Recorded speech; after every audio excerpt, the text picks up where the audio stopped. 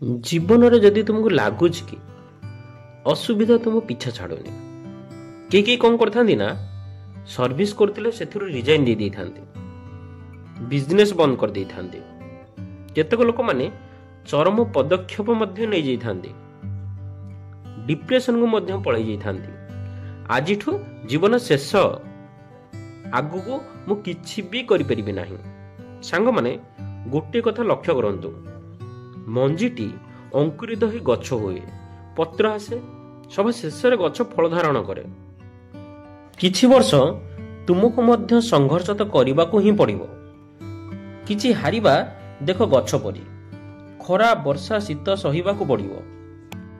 ଫଳ ତ ମିଳିବା ନିଶ୍ଚିନ୍ତ ଅଟେ, ଏମିତି ନାହିଁ କି ଜୀବନରେ କାହାକୁ ଫଳ ମିଳିନାହିଁ। ଯଦି ସଂଘର୍ଷର ଏତେ ସମୟ ପରେ ଗଛକୁ ମିଳୁଛି, ତୁମକୁ କ'ଣ ପାଇଁ ନୁହେଁ? ଯାହାକୁ ବି ତୁମେ ସଫଳତା ପାଇଛନ୍ତି ବୋଲି ଭାବୁଛ, ତାଙ୍କ ଜୀବନକୁ ଥରେ ଅଧ୍ୟୟନ କର।